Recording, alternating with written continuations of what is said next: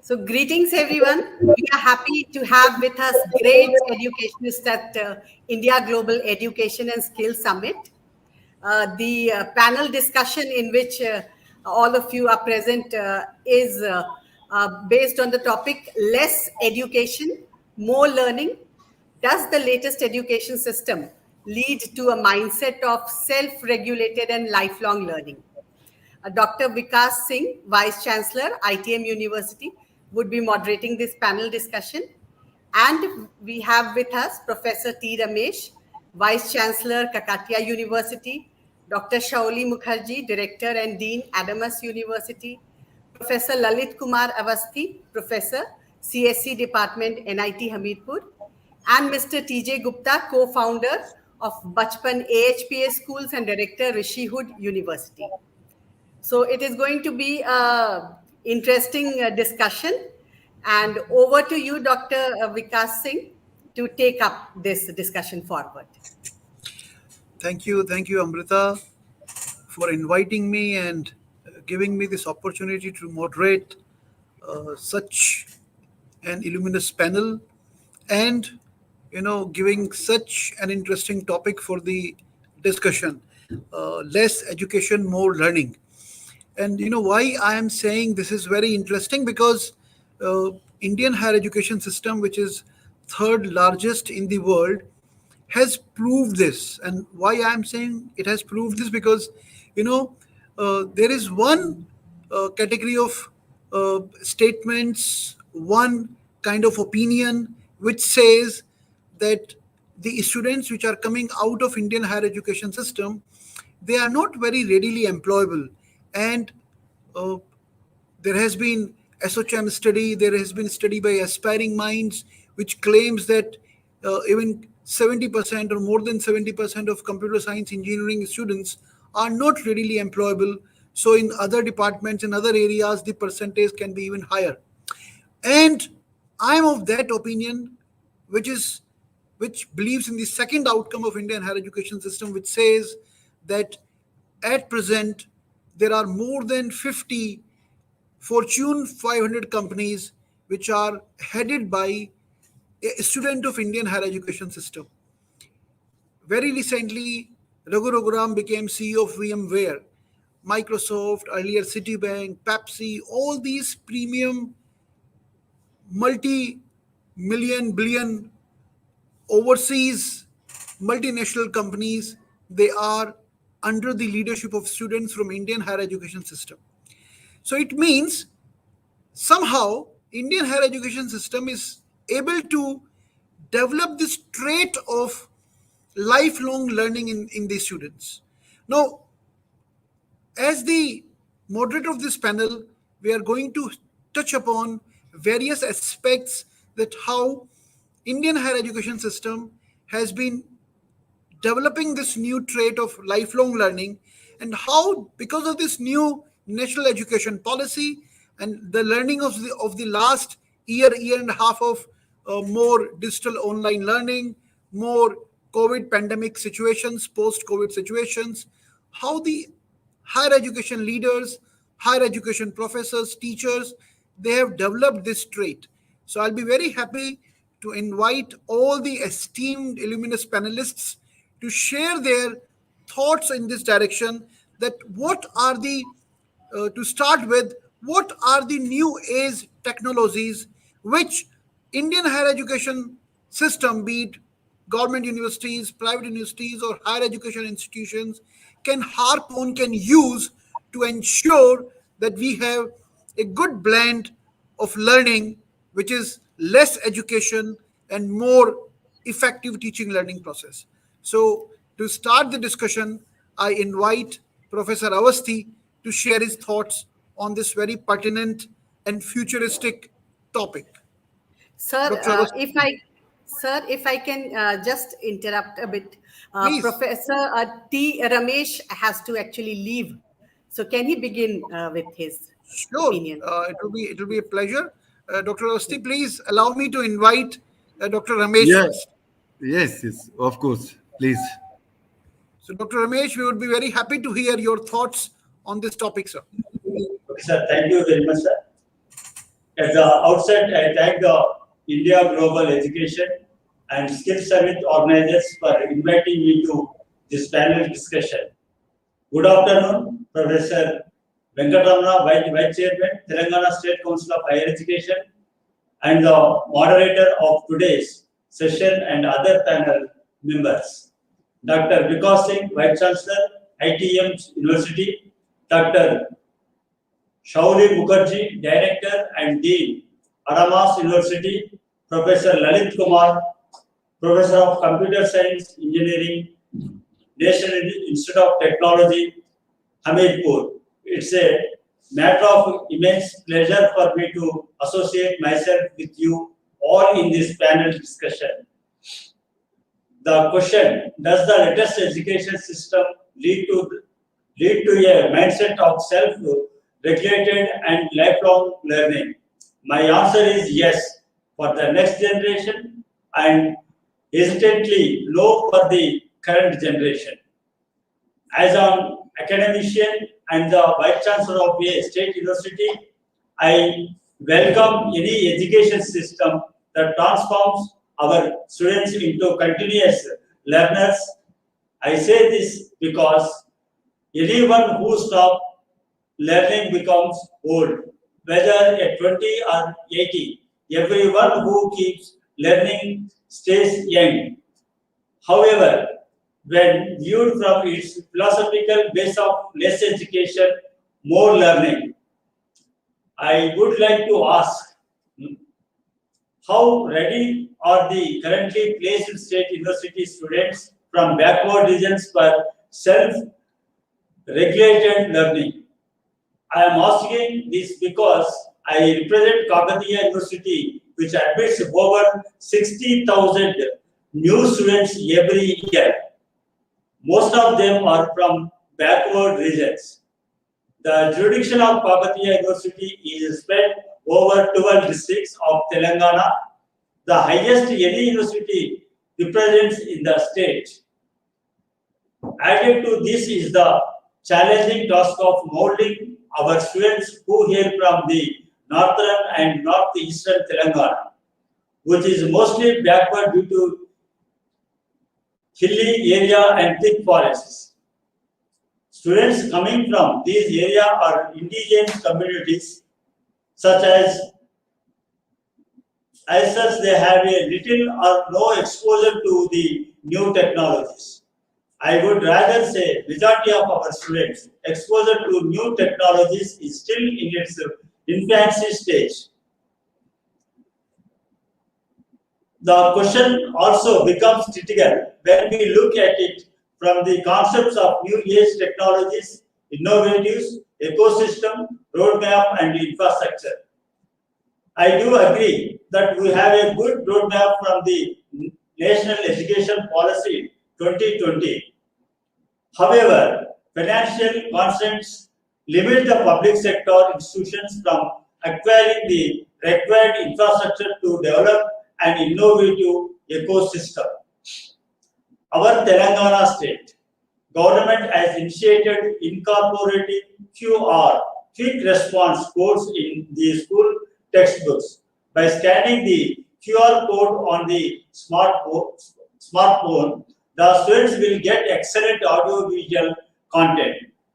The technology-ready textbooks will undoubtedly pave the way to an innovative ecosystem for the future generation. What about the current generation that is pursuing higher education at the university level? For example, Kakatiya University introduced and extensively promoted the Swayam platform, but less than 0.2 of the students have opted to use it. Swayam is a convenient platform for self-regulated learning. Given the examples of technology adoption in high school education, the next generation of students will undoubtedly have a mindset of self-regulated education.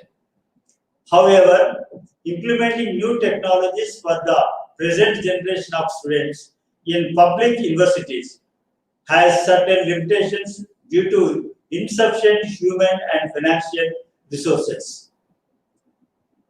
In conclusion, I would like to state that the National Education Policy 2020 has defined a new roadmap for a revolutionary education system in India.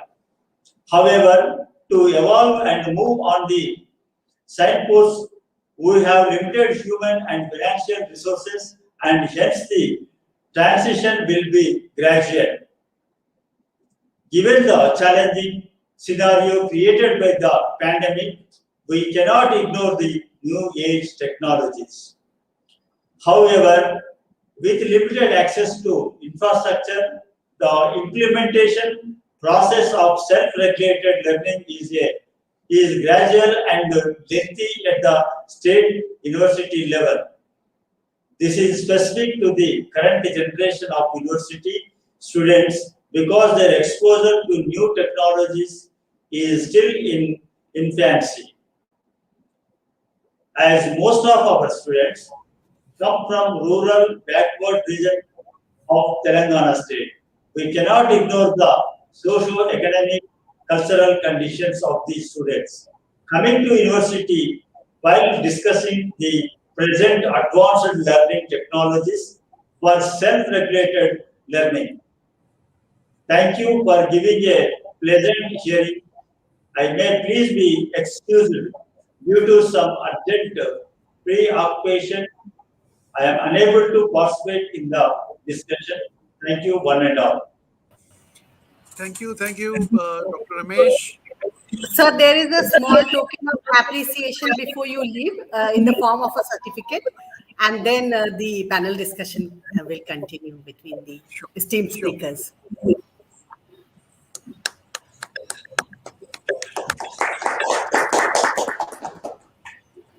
Thank you, one and all. Dr. Ramesh, has touched upon some very crucial points. He said that the students are, in infancy stage, and that's true because this pandemic has also created a situation where digital divide has come out very, very clearly. Indian government is now claiming that electricity has reached to the last village, to the last home, last house. So when electricity is now reaching the last home, last house, so how can we assume and be happy about it that broadband and internet has reached the every household in the country? So this digital divide is of course there, and Dr. Ramesh has highlighted one very important point, and we all are very eager to now listen to the thoughts of Professor Awasthi on the same discussion. Less education, more learning, and how this new age technology can be used to achieve this futuristic direction. Dr. Awasthi, I invite you to please share your thoughts. Good evening and greetings from NIT Hamirpur. My co-panelist and Dr. Vikas Singh, Dr. Tijay Gupta, and Dr. Shauli Mukherjee. I appreciate efforts of ND Global Media Network and inviting me for this discussion. I have a tenure of 5 years at NIT Jalandhar as director of the institute, and prior to that I have headed a couple of state engineering colleges in Himachal. I have established one government engineering institution, seen the technical education at very grassroots level. I put around 33 years in technical education. Professor Vikas Singh has already given some inputs. The topic is quite interesting. Less education, more learning. Does the latest education system lead to a mindset of self-regulated and lifelong learning? I'll just put up certain things to justify what Dr. Vikas Singh has said. The thing is that if I see there is a inherent differential in the kind of institutions we have for higher learning. and that can be attributed to some of the question which was raised by Dr. Singh, that some of our produced engineers, maybe computer engineers or any other engineer. I being from computer science, I feel most of the computer engineers produced by the country are employable. But this is my presumption, doesn't matter. But on the other side, I see that most of the good companies, we have the CEO from India. So there is definitely a lot of input which is going into to create the leaders of the technology of future from our country.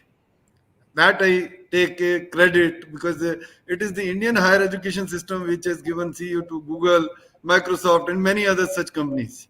So the future technologies, where we are going, how we are going, that is one side. The second is how the engineers which we are producing are not employable. So there is a vast gap between the institutions, how we perceive them in India. We have IITs, we have NITs, we have state colleges, and so on and so forth. So I think the employability question can be answered if we look into how much employability skills we are able to introduce to these students with. So I find that quite a good number of institutions, the practical aspect of technology which is given to the institutions, that is not sufficient enough to enable them to earn a job. So that can be one thing. The second thing is that there is a definite divide, the rural and the urban divide, and the student coming from rural background.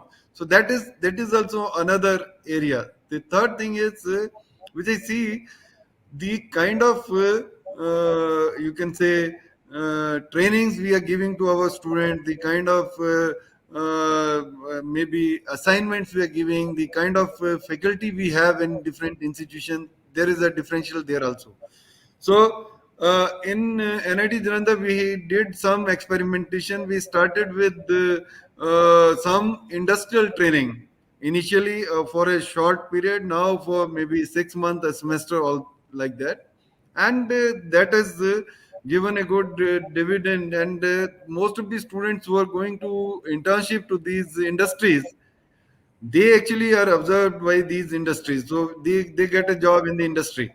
Second thing is that if we expand this industrial training, maybe those institutions which are not having good practical training, and where we are not able to impart good training to the student, they may get exposure to the technologies in the industries. So this is one thing which can improve the learning of the skills by the students. If a student who is graduate, he is not able to get employable, I think it is a lack of skill in the individual which can be then given. So this is one thing. Second, looking at the new education policy. New education policy has so many aspects which will definitely lead these institutions to create opportunities of self learning and lifelong learning in the students. I think in NIT system also, if we look at a typical BTech degree, we are taking the students through 40, 39 courses and roughly 180 credits. The new education policy gives a lot of autonomy to the student to decide on, to make it multidisciplinary, to go for other streams other than the engineering. If you see the time 30 years or 25 years back, most of the engineering students were taking engineering courses, or they were taking science courses or management courses. Now, with having this new education policy, I think they will be able to take any other course of their interest, maybe from liberal arts, maybe from law, maybe from medical, and such kind of provisions are being made. Nowadays, I am at NIT Hamirpur, and we have revamped our the scheme, the skeleton of the school, the curriculum, that from 180 credits, let us bring it down to 120 credits, and let the students go through some extra credits, maybe from online courses, maybe from some other institutions. So I think these kind of opportunities for the students will be possible in new education policy, which will definitely make them lifelong learner or self learner. They can always look into what are the resources and what are the technologies of future which will be useful to them. One Thank more you. thing, one last thing. I'll just take 1 minute. One last thing is that I have also tried to, as a head of technical institution, I tried that how we can measure the relative capture of technologies or the relative you can say how much the student has learned a particular technology, or so there is a, because of the differential in the students, there is a differential in the learning also. I think the new age technology, artificial intelligence and machine learning, if they are employed in the right sense, they can give us the individual metrics that how much a student is deficit in mathematics, science, yeah, basic sciences, so that that can be analyzed and used in grooming the student. So thank you. I think I have taken more time. Or And it's really a pleasure to listen to you, Dr. Awasthi. And you have touched upon very crucial points. You mentioned that the university has brought from 180 to 120 credits, and provided a window of 60 credits to students to do programs, courses of their own interest.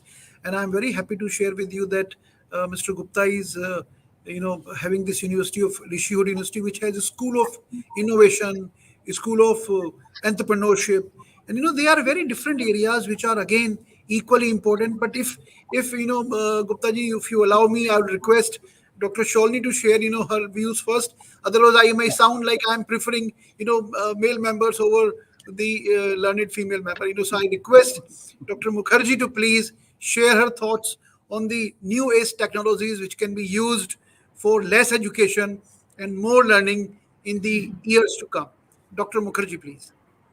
A very good evening to all of you, and it's absolutely a pleasure to be on this platform today with all of you and sharing my insights, especially on such a pertinent issue. And I think the theme of the panel discussion is extremely thought provoking in the sense that it speaks about less education and more learning. So when it states less education, so I think it speaks about less formal, rigidly structured education and a kind of an education towards which we have to make a paradigm shift, and that is definitely a kind of a personalized, happy, fulfilling, stress-free, and a productive learning ecosystem.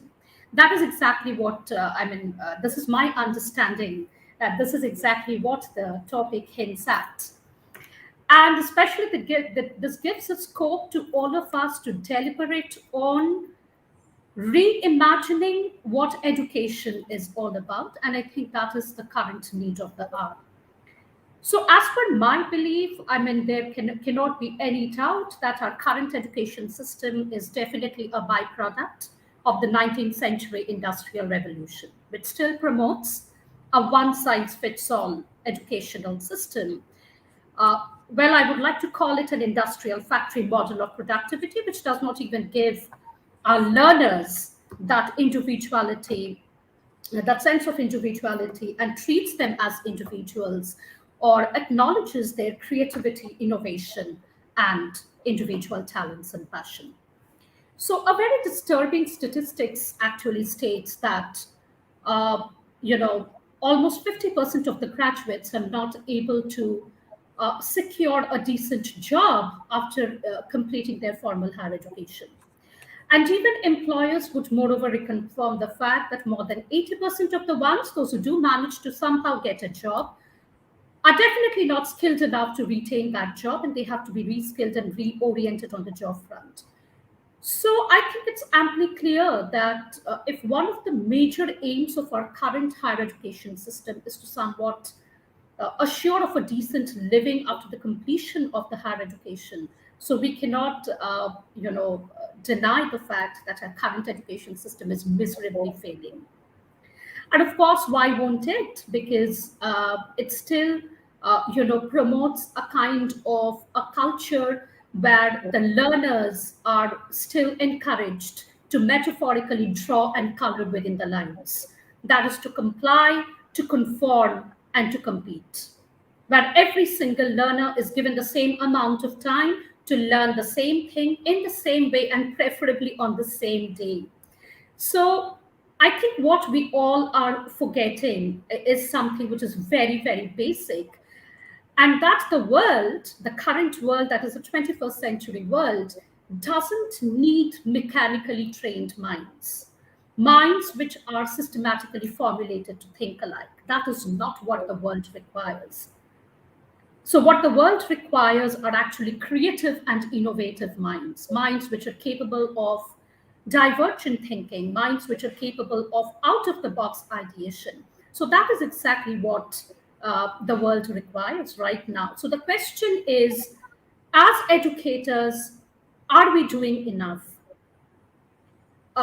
for this paradigm shift to come about?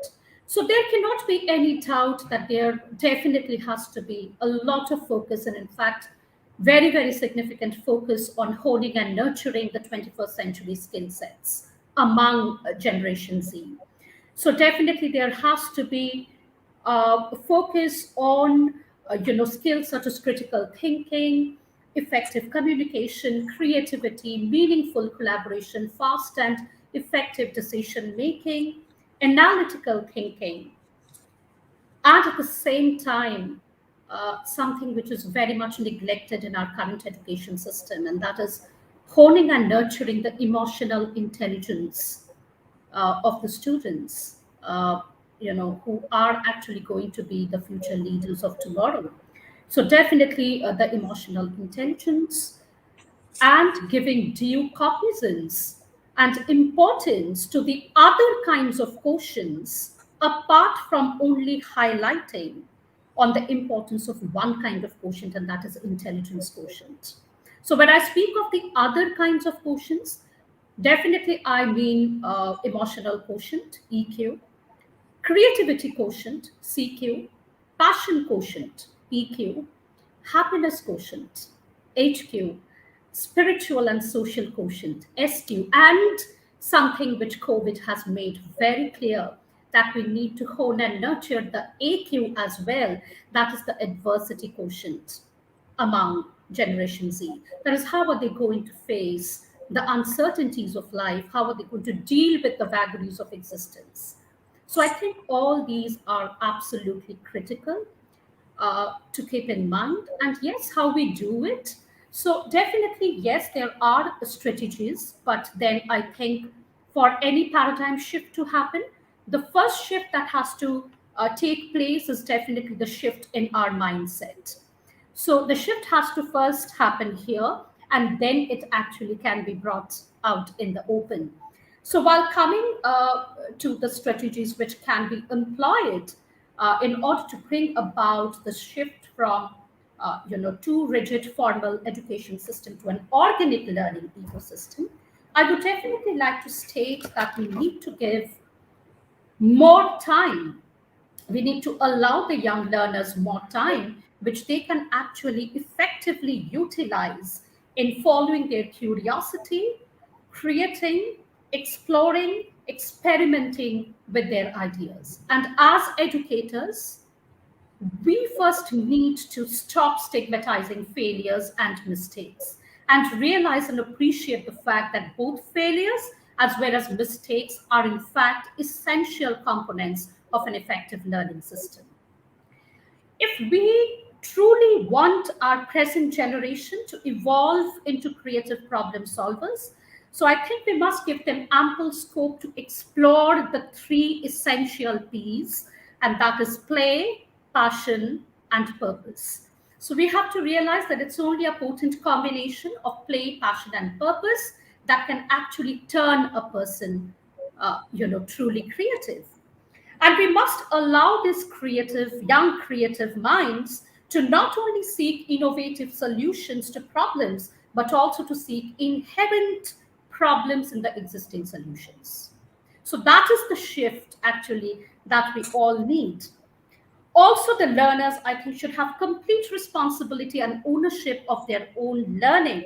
And in order to make that happen, they definitely need to have both choice as well as voice in order to determine what, where, and how they would want to learn.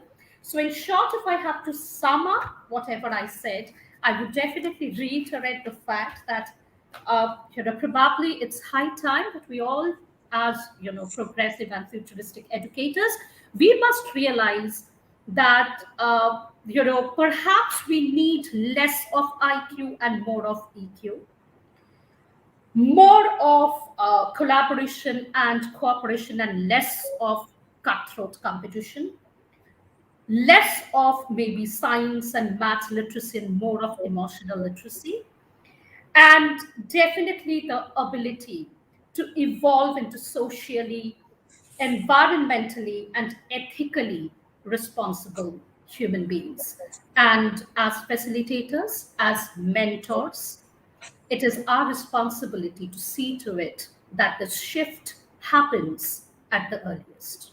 Thank you. Thank you, Dr. Mukherjee, for sharing your thoughts and you know giving the importance to soft skills, giving importance to their aspirations, creativity, out of box thinking. That's a very unique and very important way to look at future learners. And like Dr. Awasthi said, bringing down the number of credits. You are also saying give more time to students so that they can pursue their curiosity, they can pursue their passion. So it means we all are in agreement that there should be less education and more learning. So let's hear the thoughts from Gupta ji, who is co-founder of BACHPAN, and he's from the area of academics, but not as an academician, but as a senior academic administrator. So let's hear thoughts from his angle also, his perspective also. Dr. Gupta, please. Good evening, everyone. Thanks for sharing the Thanks for inviting me here, Indie Global, Sudhirji, Amrita. A wonderful panel discussion, and frankly, I'm a little afraid today, though this is my almost 200 webinar. Professors, doctors, VCs. So, of course, I'm not a big educationist like you. I'm purely an entrepreneur. So, I'll keep my perspective into that scenario, and I'll try to bring education right from the preschool segment till what we are doing, because we have completed the entire circle of education. So, when the topic was given, like less education, more learning. So, of course, this is what Mr. Amin Khan has said in Three Idiots, that education is happening everywhere. Just we need to sit in that particular class, and a class is going everywhere. So, of course, now with the COVID scenario, with the new education policy, thanks to government for the new education policy, though it's not being implemented from the school level. I don't know how it is going to come in higher education, because when the COVID came, it took almost 1.5 years of us. So whenever the policy will be implemented, I think it's more of a practical approach. We, as an Indian, always say about the Singapore-based education system, the Finland, the Chinese, the Japanese system, and we always try to realize what is lacking in our system. So we all know that the practical knowledge is lacking in our system. Till now, we are working on the same older pattern of examination, assessments at the school level, and when it goes from school level to higher universities, the scenario is completely different. Believe me, when a child is introduced from a preschool to a senior secondary school or a primary school, the difference is very less. But believe me, when from a K-12 school it goes to the university, it's almost like standing on a brick and standing on a hill. So it's almost like that. And we have seen that difference in terms of parents, in terms of students, because that gap is still there, as I mentioned, within the universities, within the school. Now, when we talk about more of a practical approach, we need to see what we need to ensure to go for that practical approach. Are we really experimental? And secondly, would the parent be accepting that experiment? We face that. Whenever there is experiment based approach, it is always difficult and brings some task cut out for the child as well as parent. So again, that scenario that changes, I hope again would be there in the new education policy, and we will be able to bridge all those gaps.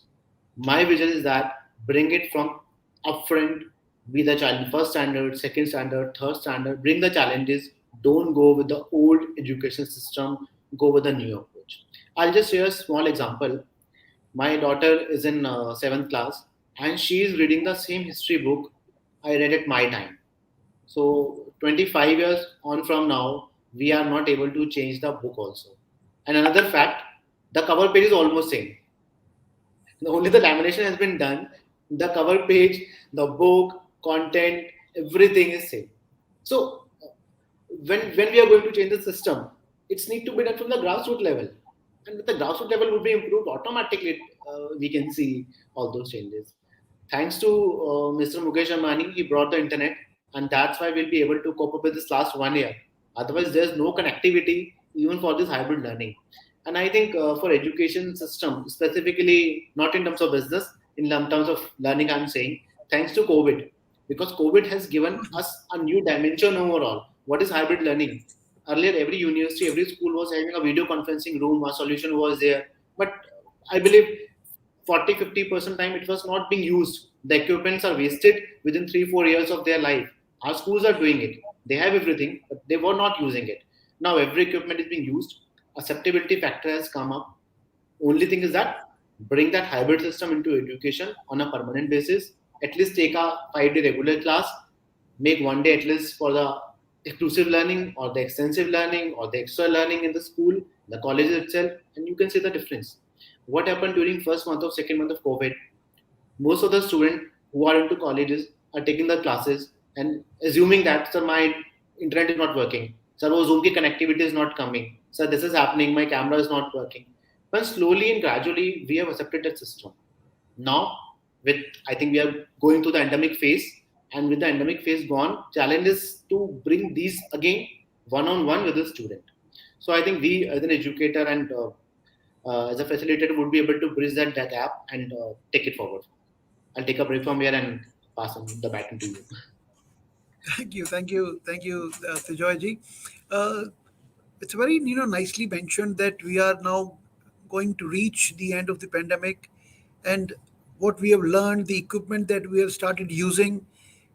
As Dr. Shauli also mentioned, this is the matter of mindset. How effectively we are going to continue to use these equipments, these tools in the face-to-face, one-to-one kind of learning situations. Dr. Awasthi also mentioned in his initial talk two very interesting things. He mentioned about difference of faculty members, difference of infrastructure, which is leading to difference in the learnability or learning abilities of the students. And this is a very crucial point because how much investment. There are 50,000 institutions, there are 1,000 universities. How much investment university has done or institutions has done in infrastructure? How passionate the teachers are in those institutions to learn to use that infrastructure, as Mr. Gupta was mentioning that in his schools after 3-4 years the equipment were getting obsolete without proper utilization. So is the passion now there in the faculty members? Have they been trained in that direction to that extent? Are institutions, universities investing money in creating that kind of infrastructure which is required for less education and more learning? I would request Dr. Awasthi to share his thoughts on these angles, the roadmap for the faculty members and the role infrastructure is going to play in creating this environment of less learning and less education and more learning. We are very eager to listen to Dr. Awasthi. Roadmap for faculty members and role and infrastructure development by institutions. Yeah, you're rightly said, and all the points have been very well placed in this discussion, and you're coordinating very nicely. The thing is that in institutions, the things are changing now very fast. say we are now working on infrastructure which is more learning than just jotting down or just reproducing what is being taught. So we have in our institute we have established tinkering lab. I think these labs have been there across India in many of the institutions. The second thing is that there's a lot of now these technical hackathons or technical kind of competitions which enable the students towards that. There are also innovative projects being given, or we always have some kind of prizes for the student which perform better. And similarly, the industries are also having an eye on which are the students which are coming out of some good national or international competitions. In institution right now in NIT Hamirpur, we have seen that those students who are able to perform better, maybe anywhere. Say recently, one of the student of NIT Hamirpur, she has got now a offer for 1.09 crore for as a package, job package. These people, she was on an internship, and after that she got. So they have become a kind of trend setter, and they enable the other students to come closer to and be maybe either in some tinkering lab or doing some projects or coming to maybe such industry interaction. Somehow that trend is seen in the student, and those students who are able to have a maybe moderate kind of technology exposure, they are able to leverage that and learn and then get a good job also, and they are also good in startups also. The startup and the ecosystem for new ventures that is taking place. Many of the institution, higher learning institutions, have technology business incubation centers or other kind of such facilities where the students can come with their ideas, and they can explore instead of just job seeker, they become job providers. That's true. Uh, Thank you so much. Awasthi, that students should leverage the opportunity. Students should leverage the infrastructure, labs which are available, and of course, uh, industries are eyeing those students which are performing well in various competitions, hackathons, and also students are now using this opportunity. They are taking the path of startup and becoming job providers. That's very true.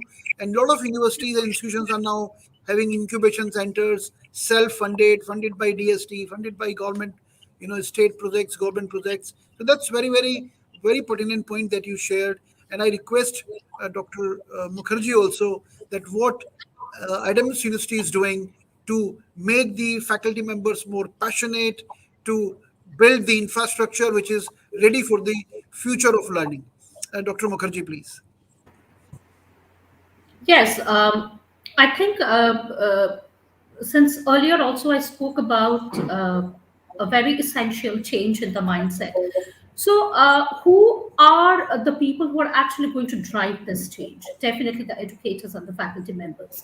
So, I think very strategically, investment has to be done. I mean, investment in the true sense of the term has to be done on cultivating the correct or right kind of a mindset among the faculty members first.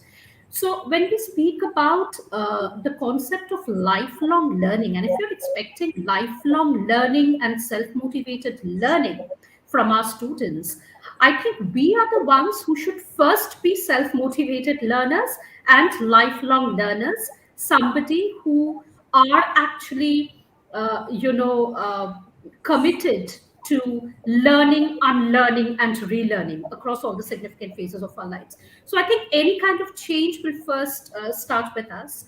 And in that sense of the term, if I have to speak about our university, we have quite a number of innovative, strategies in place where faculty members are given, trainings on a regular basis to develop these kind of skill sets first among themselves, so that they can actually transfer the same among the students. So interdisciplinarity is something which is very much followed in our university. So there is also a kind of a culture, which an academic culture, I would say, which promotes, taking the potential risks without the fear of being judged and without the fear of, failure. So that is also very much there in the DNA and the culture of our university. So that gives a lot of, scope for innovation and creativity. So if the faculty members get that leverage to do a lot of things and to come up with a lot of creative and innovative ideas and strategies, that automatically gets transferred to the students as well. I mean, we also, encourage our students to be potential risk takers, which they have to when they ultimately, move out of the boundaries of the university and land in the real life scenario. So I think, using all these strategies, we're actually trying to make a real difference, and we're trying to make the students, in the true sense of the term, future ready. So that is what we are doing. Good. Thank you so much, Dr. Mukherjee, for sharing. And that's true. Uh, the educators are going to drive the change that you have mentioned, and it's very important that they get trained. There are workshops and development programs, so that they can learn these new technologies. And in fact, I would like to share that I believe that Indian higher education system has shown its resilience, beyond doubt. Uh, Only 3% of Indian higher education was online or digital, before the pandemic lockdown happened. And within 3 weeks, 100% of Indian higher education system, was online and digital. All colleges, all universities, whether it's government, and we were not aware what is Zoom, what is Google Meet, what is. Students were aware. They were using Snapchat, they were using TikTok, but faculty members were not very acquainted or familiar with these. But all faculty members, I always say that they come out as Bollywood heroes and heroines, within 3 weeks, 4 weeks time. So the resilience which has been shown by Indian teachers, higher education teachers, have been tremendous. So I request Mr. Gupta also to share his thoughts about how to make faculty ready for these, future of learning, and how the infrastructure can be augmented, can be strengthened to take up this challenge of less education, more learning by universities or by higher education institutions. Mr. Gupta, please. I think Dr. Mukherjee, Dr. Awasthi has already explained too much on it. And I think you have shared a great fact from 3% to 100% within 3 weeks. Again, remarkable. I feel our educators have done a wonderful job in keeping up the pace. But of course, there is what we can say, there is a saying that ज़रूरत आविष्कार की जननी है. So that was the case when there was a requirement. Of course, the arrangements were there. Now the time has come for the training. Again, Dr. Mukherjee has said, yes, proper trainings are required. And I think little bit of strictness and implementation in terms of online. Look, I'm always afraid about two things. When there's a problem, we have a solution. But when the problem is gone, the solution shouldn't be gone. Solution should be there. That's true. If we keep vaccinating the people, the COVID can be controlled. But once we think entire India abhi to ho gaya, it's done, and stop putting up these camps and stop putting up all these awareness things, it will surely come back. So again, that need to be inculcated in the curriculum, in the timetable, in the syllabus. At least what we can do. Maybe we can take class online, but we can ask students to submit their assessments online. This is what can be done. Same way, for teachers can take an online exam also. Maybe 7 exam practical and 1 online can be done. So this way, at least they will be in touch how to use this technology. Otherwise, technology is such something which changes every day. Say Zoom when was introduced last year, and as compared to 2021, it is almost 10 or 5% bugs. 95% people haven't realized what were the bugs actually. Suddenly the meeting went off, your recordings were not happening because again Zoom was not prepared for that kind of rush at that time. But now they knew the fact. We hardly use any other platform. Look at Microsoft Teams or the Google Teams or Microsoft. There are so many platforms. But when Zoom was there, it was a solution because it got popularized Suddenly. So again, we need to, as an educator, we need to find different solutions for different problems, different tools for different problems, different kind of scenarios, environment, different kind of see problem solving skills. Need to innovate everything. अगर मैं हर बार बच्चों को बोलूंगा to come on the platform, take a 30-40 minute class. So, sir, you also know after 20 minutes what is going to happen in the class. Half of the students are going to sleep, or either they are watching music, or either they are watching. So that interactiveness need to be done. So again, as an institution side, we need to bring all those changes. From the faculty side, they need training, and from the motivation side, everybody need to come up and motivate that yes, this is a future, this is a solution, and go with that solution. Thank you. Very, very nicely, you pointed out that, keeping students engaged in the class, keeping the session interactive, even using online. And the very important point that you touched, Mr. Gupta, was how ready we are to take it into future. I share my experience. Before March, there was nothing like a faculty can apply to me for a work from home kind of leave. Now we allowed all faculty members to work from home. Now when in Chhattisgarh, we have been permitted to have 50% classes physical online, and 50% online, 50% physical classes.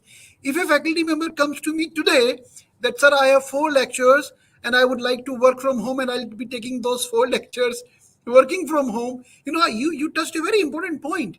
We should decide as higher education leaders that how much of this learning we are going to take in future, in what direction, and how those flipped classroom we have been talking about, how that blended learning that we are talking about, how it is going to be now implemented once we get this opportunity to have physical classroom, one-to-one classrooms. So how this learning is going to be utilized in future. I think this is one of the best panel discussions I have participated in. There have been more than 100 now, but I'm very happy to be moderating such learned panelists here. Awasthi ji, it's really wonderful to listen to your thoughts. Dr. Mukherjee is there with me on at least fourth, fifth panel. It's always so nice to listen to thoughts of Dr. Mukherjee. Mr. Gupta, it was wonderful, wonderful to be moderating your thoughts. And I can see Sudhir now. It's such a pleasure to see Sudhir after so many days. And thank you so much for being so learned panel members and for taking the discussion in such a nice and interesting way. Sudhirji, if there are some certain questions, I'd be happy to take those questions, or maybe you can take the lead now. Thank you very much, Vikas, for very well and wonderfully moderating this and bringing out the best of our best speakers in this session. Uh, that is less education, more learning, and we could also hear from Mr. Professor Tijay, who's the Vice Chancellor Kakatiya University. And with this, just to tell you all, we had a wonderful inaugural session this morning with participation from Sri Rajesh Agarwal, who is the Secretary for Ministry of Skill Development and Entrepreneurship, and also by Professor Anil Sahasrabudhe, who is Chairman for All India Council for Technical Education. Besides the Program Chair, Mr. Naveen Mittal, Commissioner for Collegiate and Technical Education, Government of Telangana. We had representations from officers who represent the skill and education sector of Haryana, Madhya Pradesh, Andhra Pradesh, and several others. So the leaders like you who have made this summit we are at end of day two. It's been a wonderful congregation so far. With this, we would come to an end. I'm glad to hear Dr. Vikas Singh, who is always energetic and moderating the session. So it's always glad to see him. We would like to, as a token of appreciation and a gesture, on behalf of the Government of Telangana, Collegiate and Technical Education Department, and Indie Global Media Network, we would like to present speaker certificate to our speakers. We'll start with the speaker who's not with us at the moment, Professor T. Ramesh, Kakatiya, Vice Chancellor, Kakatiya in Telangana.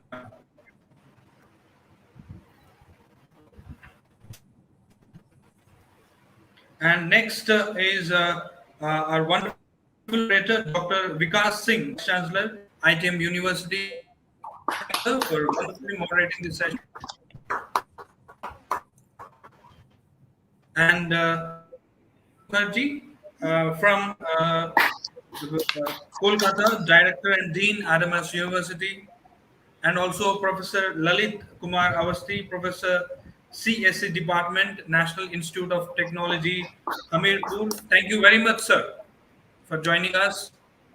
And Mr. Tijay Gupta, co-founder, and he's also the director for Rishi Hood University, for sharing the thoughts with us. Thank you very much, Mr. Tijay, for joining us, and also Dr. Vikas Singh, Vice Chancellor, ITM University, for making this session wonderful. And we would be documenting this very important discussion in the form of a summit report that we would be unveiling during our next summit that's being hosted in Hyderabad.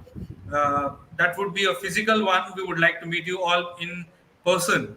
So it would be in the December. We would be updating you and inviting you to that. It will be basically called Indie Global Education Festival, and it is celebrating the innovation and learning. Right. With this, I would like to thank you all. Thank you very much. Thank you so much. Thank you so much. Thank you, everyone. Thank Bye-bye. you. Thank you.